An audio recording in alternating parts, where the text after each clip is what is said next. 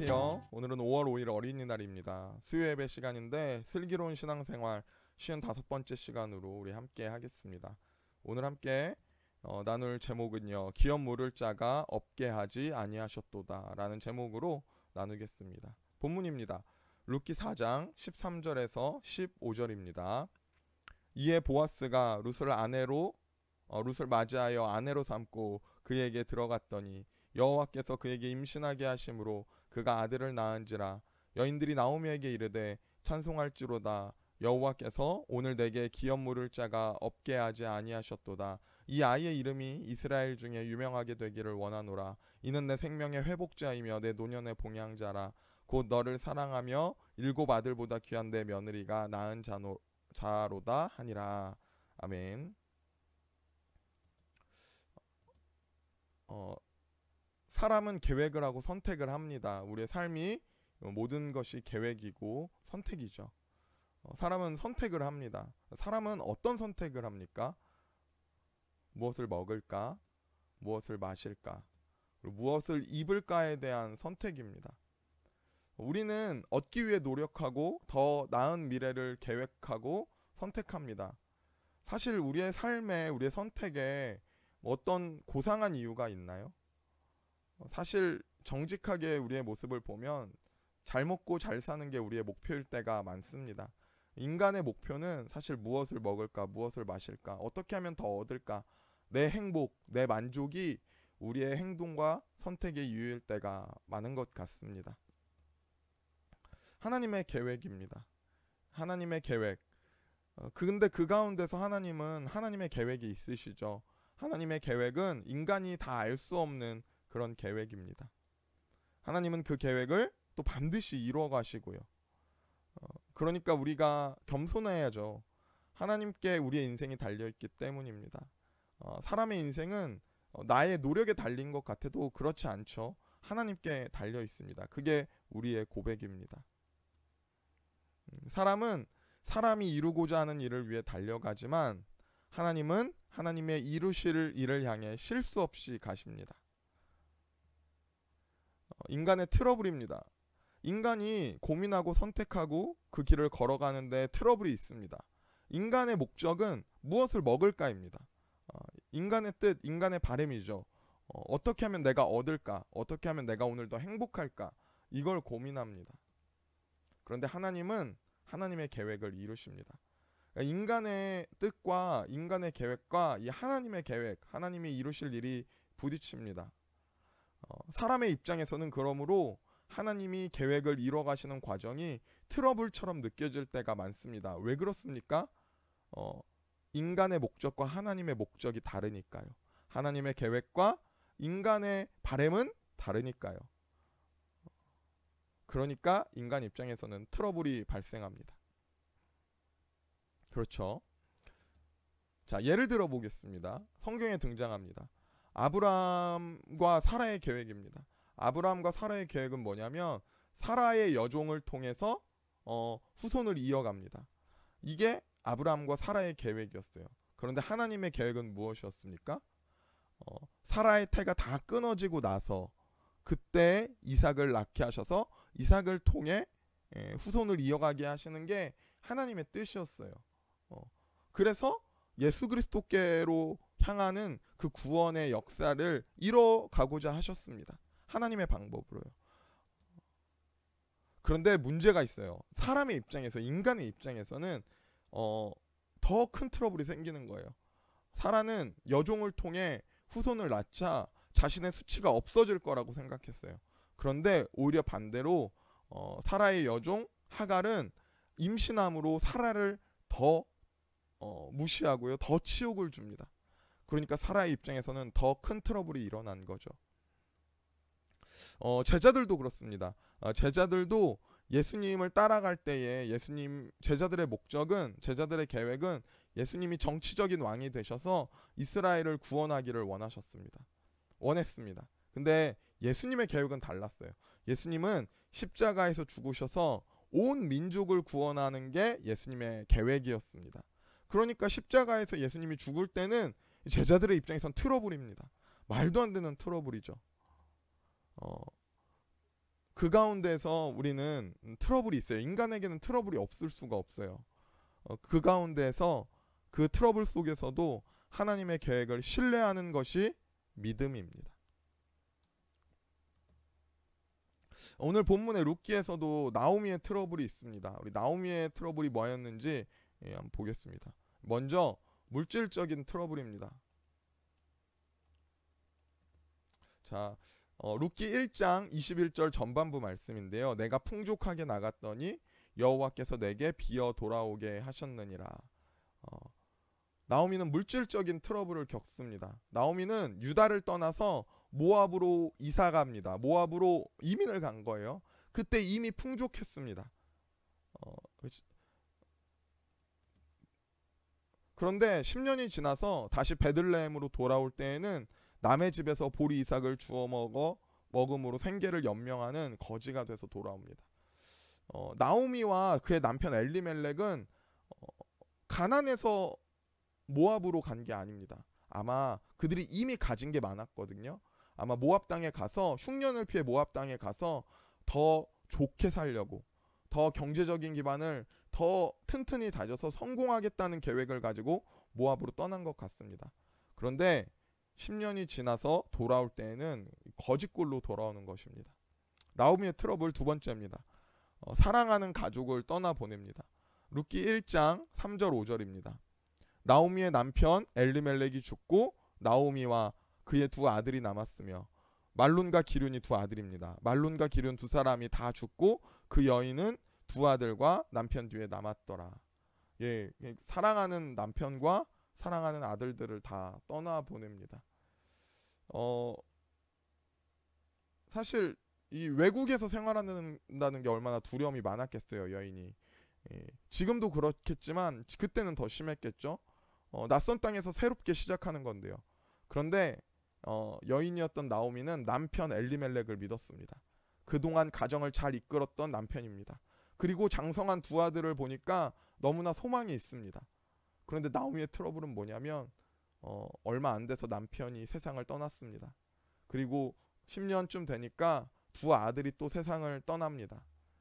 나오미는 이제 늙고 연약하고 홀로 되었습니다. 그녀는 정말 사랑하는 가족들을 떠나보내는 아픔을 겪습니다. 자, 또 나오미의 트러블입니다. 이 신앙적인 좌절입니다. 룻기 1장 21절 후반부인데요. 여호와께서 나를 징벌하셨고 전능자가 나를 괴롭게 하셨거늘 너희가 어찌 나를 나오미라 부르느냐, 이렇게 말합니다. 그러니까 나오미는 이렇게 말해요. 나를 나오미라고 부르지 말아라. 나오미의 뜻은 이겁니다. 나오미의 뜻은 기쁨이라는 뜻입니다. 그러니까 너희들이 나를 이제 기쁨이라고 부르지 마. 하나님이 나를 버렸어. 하나님이 나를 괴롭게 했어. 이제 나를 이렇게 불러. 이렇게 말해요. 마라라고 불러라. 내 이름이 이제 나오미, 기쁨이 아니라 마라다. 마라의 뜻은 이겁니다. 쓰다. 내 인생이 쓰다. 내 인생이 고통이다. 그러므로 내 이름은 이제 나오미가 아니야, 마라야. 나는 하나님의 눈밖에 났어. 내 인생이 고통이다. 하나님이 나를 버리셨다. 그렇게 그는 좌절합니다. 사람과 하나님의 입장 차이입니다. 하나님의 계획은 유일하게 남은 며느리 룻과 함께 베들레헴으로 돌아오게 하시는 게 하나님의 계획입니다. 나오미의 입장은 이거예요. 나오미는 본인의 입장이 잃은 자라고 생각합니다. 그렇죠. 재산을 다 잃었으니까요. 불쌍한 자라고 생각합니다. 왜요? 사랑하는 가족, 남편과 아들들을 다 떠나보냈으니까 불쌍한 자죠. 또 자신을 실패자라고 여깁니다. 거지로 돌아오니까요. 실패자라고 생각됩니다. 하나님께 눈밖에 난, 하나님께 버림받은 자, 실패자라고 생각합니다. 나오미의 입장에서는 이 모든 사건이 트러블입니다. 그런데 이방 며느리 룻을 통해서 기업 물을 자 보아스를 만나게 하시는 게 하나님의 계획이었어요. 그러니까 며느리와 돌아옴으로 베들레헴에서 보아스를 만나게 하십니다. 이 보아스를 통해서 다윗 가문을 이어가게 하시는, 예수님의 족보에 들어가게 하시는 하나님의 계획을 이어가십니다. 하나님의 입장에서는 그러므로 나오미는 택한 자입니다. 나오미는 은혜를 입은 자입니다. 나오미는 복된 자입니다. 이게 복 받는 거죠. 트러블이 아니라 하나님의 입장에서는 이게 복을 주시는 거였습니다. 그러므로 역전이 되는 나오미의 인생입니다. 이 룻과 나오미입니다. 이게 돌아오는 나오미죠. 참 좀 안타깝게 묘사가 되고 있죠. 룻과 나오미가. 어떻게 역전이 되냐? 이렇게 역전이 돼요. 나오미는 실패였고 불쌍한 자였고 수치가 가득했다고 생각하지만 이렇게 말해요. 룻기 4장 14절입니다. 여인들이 나오미에게 이르되 찬송할지로다. 여호와께서 오늘 내게 기업 물을 자가 없게 하지 아니하셨도다. 이 아이의 이름이 이스라엘 중에 유명하게 되기를 원하노라. 주변 사람들이 이제 나오미를 찬송하고 나오미를 높입니다. 이게 역전되는 나오미의 인생입니다. 이게 하나님의 계획이셨습니다. 여기서 등장하는 단어가 있죠. 기업 물을 자가 등장합니다. 기업 물을 자가 있게 하셔서 나오미의 수치를 바꾸시죠. 나오미의 실패를 역전시키시죠. 이 기업 물을 자에 대해서 오늘 생각하고 묵상하는 시간 되기를 원합니다. 자, 기업 물을 자는 이런 뜻입니다. 이게 히브리어로 고엘이에요. 이 히브리어 써있죠. 고엘인데 이런 뜻입니다. 형제를 대신해서 보수할 자, 형제의 억울함을 회복할 자, 이런 의미의 기업 물을 자라는 단어로 번역된 고엘입니다. 이스라엘에 있는 독특한 제도입니다. 이 제도는 친족 및 혈혈 공동체를 중심으로 이스라엘 공동체의 구성원들의 서로의 생명과 재산 및 가문을 보호해주기 위한 일종의 상호 보호 제도입니다. 그러니까 이 고엘은, 이 기업 물을 자는 친족이 맡아야 하는 의무와 권리였습니다. 이 고엘이라는 이 제도가 이스라엘의 제도였는데 우리 함께 생각해 볼게요. 성경에 등장하는 제도입니다. 먼저는 피해 복수입니다. 율법에 따라서 살인을 한 자는 살인, 생명을 범한 자는 생명으로 갚아야 합니다. 이 율법입니다. 그러니까 친족이 살인을 당하면 억울함을 대신 갚아주는 의무가 있었어요. 이게 고엘이에요. 이게 민수기 35장 19절입니다. 피를 보복하는 자는 그 살인한 자를 자신이 죽일 것이니 그를 만나면 죽일 것이요. 이 보복해주는 거예요. 그러니까 누가 죽었어요. 그러면 대신해서 그 생명의 값을, 억울함을 갚아주는 겁니다. 사실 성경에는 이 사건이 많이 등장하지는 않습니다. 그런데 대표적인 예는 도피성이 있습니다. 도피성. 그러니까 살인하는 자가 만약에 실수로 죽였어요. 그러면 실수로 죽였을 때 살인을 면하기 위해서 도피하는 장소가 도피성이죠. 그러니까 살인을 갚아주는 거예요. 살인을 한 자가 이제 죽이러 찾아오는 거니까 누가 찾아오겠습니까? 가까운 친족. 억울함을 대신 갚아줄 고엘, 기업 물을 자가 찾아와서 갚아주는 겁니다. 그러니까 도피성으로 도망치는 거죠. 사실 이 피해 복수에 대한 얘기는 오늘 본문 룻기에 해당되는 얘기는 아닙니다. 오늘 본문에 해당되는 얘기는 아니고요. 다음에 등장하는 두 가지가 오늘 본문에 해당하는 내용입니다. 토지제도입니다. 이스라엘은 토지를 사고 파는 것이 금지되어 있습니다. 하나님이 온 땅의 주인이라는, 하나님이 땅의 주인이기 때문에 사람이 땅을 매매할 수 없다고 생각했습니다. 하지만 형편이 어려워져서 땅을 팔게 되면 이 지파의 땅이 빼앗기는 거잖아요. 지파의 땅이 유지돼야 되는데 친족이 대신해서 갚아주는 겁니다. 친족이 고엘이 되어서 지파의 기업, 지파의 땅을 지켜갑니다. 이게 오늘 룻기에 등장하는 내용입니다. 나오미 엘리멜렉의 땅을 다시 지불하고 찾아와야 되는 거예요. 이게 오늘 룻기에 등장하는 이 배경입니다. 다음은 혼인제도입니다. 혼인제도는 이스라엘의 혼인제도예요. 친족의 씨가 끊겼을 때 자격이 되는 가까운 친족과 혼인해서 그 가문을 계속 이어나가게 하는 제도가 이스라엘의 되게 독특한 혼인제도입니다. 신명기 25장 5절입니다. 형제들이 함께 사는데 그 중에 하나가 죽고 아들이 없거든 그 죽은 자의 아내는 나가서 타인에게 시집가지 말 것이요 그의 남편의 형제가 그에게로 들어가서 그를 맞이하여 아내로 삼아 그의 남편의 형제된 의무를 그에게 다 행할 것이요. 그러니까 이제 형제가 죽으면 형제의 아내는 형제에게 가서 다시 아내로 삼아서 아이를 낳아 기업을 잇게 했습니다. 그 후손을 잇게 했습니다. 그러니까 오늘 본문의 며느리 룻에게 친척 보아스가 기업 무르는 권리를 행함으로써 나오미의 남편 엘리멜렉의 가문이 이어지게 되는 거예요. 자, 고엘의 의미입니다. 고엘의 본래의 뜻은 뭐냐면 이런 뜻입니다. 구속하다, 구속자라는 의미가 있어요. 그리고 이 고엘이라는 단어가 성경에 등장할 때는 반드시 하나님이 거기에 등장하십니다. 이사야 48장 17절에 등장해요. 너희의 구속자시오 이스라엘의 거룩하신 이이신 여호와께서 이르시되. 시편 78편 35절 말씀입니다. 하나님이 그들의 반석이시며 지존하신 하나님이 그들의 구속자이심을 기억하셨도다. 자, 여기서 등장하는 구속자, 이사야에서 시편에서 등장하는 구속자도 고엘입니다. 고엘이라는 단어로 이 구속자가 등장합니다. 구속자라는 건 하나님을 등장해요. 하나님이 나의 고엘이시다라는 거죠. 신약으로 넘어오면 가장 결정적인 우리의 고엘이 소개됩니다. 바로 우리의 구속자, 우리의 고엘 예수님입니다. 보아스와 예수님을 좀 비교해 봤으면 좋겠는데요. 룻의 고엘 보아스입니다. 보아스는 어떻게 룻의 고엘 기업 물을 자가 되었을까요? 자, 두 가지 조건이 필요해요. 첫 번째는 같은 지파, 가까운 친척이어야 합니다. 그러니까 내가 유다 지파인데 저 옆에 있는 베냐민 지파가 기업을 물을 수 없습니다. 내가 다른 지파는 기업을 물을 수 없어요. 같은 지파, 가까운 친척만이 기업을 물을 수 있습니다. 또 한 가지는 뭐냐면 손해를 감수해야 합니다. 이게 되게 손해였어요. 그래서 많은 사람들이 사실 기업을 물지 않으려고 하죠.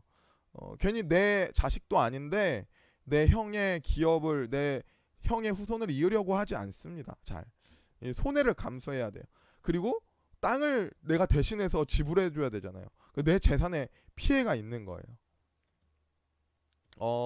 사실 보아스 말고도 룻과 가까운 친척이 있었습니다. 그래서 보아스가 물어봐요. 당신은 기업을 물으겠냐고.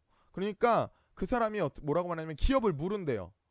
제 생각엔 아마 룻이 예뻤나 봐요. 그러니까 기업을 흔쾌히 물은다고 하지 않았을까요? 그러죠. 보아스가 좀 더 자세한 내용을 말해줍니다.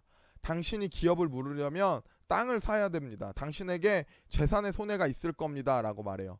그러니까 그 사람이 뭐라고 말하냐면 내가 재산에 손해가 있을 것 같으니까 나는 기업을 못 물으겠다. 난 기업을 물으지 않겠다 라고 말해요. 그러니까 여기에 있는 것처럼 보아스가 기업을 물으겠다고 합니다. 왜냐하면 보아스는 당신 다음으로 가까운 친족이고 나는 손해를 감수하면서까지 기업을 물을 만한 용의가 있다는 거예요. 그러니까 보아스가 기업 물을 자 고엘이 됩니다. 그렇다면 예수님은 어떨까요? 우리의 고엘 예수 그리스도입니다. 같은 지파, 가까운 친척만이 고엘이 될 수 있듯이 예수님도 우리의 구속자가 되시기 위해 우리의 고엘이 되시기 위해 친히 인간이 되셨습니다. 인간이 아니고서는 누구도 우리의 구속자가 될 수 없습니다. 우리와 똑같은 육신을 입으신 분만이 우리를 구원하시는 우리의 구속자이십니다. 자, 손해를 감수해야 된다고 했죠. 손해를 감수해야 됩니다. 예수님도 우리를 위해서 손해를 감당하기로 작정하셨습니다. 자신의 피와 물을 다 쏟으셔서 그 몸으로 값을 치르시고 우리를 구속하셨습니다. 우리의 죄의 대가를 십자가에서 희생하심으로 다 치르셨습니다. 바로 예수님이 우리의 고엘, 우리의 구속자이십니다. 룻기에서 보아스는 예수님을 예표하는 인물입니다. 그리고 룻은 예수님의 족보의 이름을 올리는 여인이 됩니다. 자, 하나님의 계획입니다. 나오미의 계획은 꺾여요. 나오미는 실패자가 된 것처럼 불쌍한 자가 되어서 돌아오죠. 하지만 나오미에게는 트러블이었지만 하나님은 하나님의 계획을 이루시는 과정이었습니다. 하나님의 계획은 룻이 기업 물을 자 보아스를 만남으로 인해 이뤄 가십니다. 나오미의 트러블은 한 명 남은 며느리 룻을 통해 모두 해결됩니다. 룻기 4장 15절 말씀입니다. 이는 내 생명의 회복자이며 내 노년의 봉양자라. 곧 너를 사랑하며 일곱 아들보다 귀한 내 며느리가 낳은 자로다 하니. 이렇게 나오미의 수치는 역전이 되는 거죠. 그렇게 하나님의 구원의 역사에 사용되는 인물이 됩니다. 하나님은 협력하여 선을 이루십니다. 로마서 8장 28절 말씀입니다. 우리가 알거니와 하나님을 사랑하는 자 곧 그의 뜻대로 부르심을 입은 자에게는 모든 것이 협력하여 선을 이루느니라. 아멘. 하나님은 우리의 계획과 선택 속에서 하나님의 선을 이루십니다. 그 가운데 우리는 트러블이 많죠. 하나님의 계획을 이뤄가니까요. 우리는 하나님의 계획을 모르니까요. 우리는 트러블이라고 느낍니다. 그런데 그 트러블 속에서 구속자 예수 그리스도를 만나게 하십니다. 이게 가장 우리에게 이루시는 가장 놀라운 선입니다. 우리의 삶과 우리의 선택을 보며 우리는 믿음으로 하나님의 뜻을 구해야 합니다. 내 인생이 때로는 트러블이죠. 그런데 하나님은 나를 통해 그 뜻을 이뤄가십니다. 우리는 감사함으로 그 길을 걸어가야 합니다. 내 꿈과 내 계획을 꺾으시고 하나님의 하나님 되심을 알게 하십니다. 내가 죄인임을 알게 하셔서 구속자 예수님을 만나게 하십니다. 이게 하나님이 이루시는 최고의 선입니다. 우리는 믿음으로 신뢰하며 하나님의 선을 이뤄가는 우리의 삶이 되기를 소망합니다. 우리 기도하고 제가 마치겠습니다. 기도하겠습니다. 하나님 감사합니다. 우리가 트러블 속에서도 믿음으로 하나님을 신뢰하며 담대히 걸어가게 하옵소서. 그 속에서 구속자 예수님을 만나게 하시고 하나님의 사람으로 은혜 입은 자로 복된 삶을 살아가게 하시니 감사합니다. 우리의 삶을 사용하셔서 하나님 영광 받으시고 협력하여 선을 이루시는 그 은혜를 경험하게 하여 주옵소서. 예수님의 이름으로 기도드렸습니다. 아멘. 자, 다음 시간에 만나겠습니다.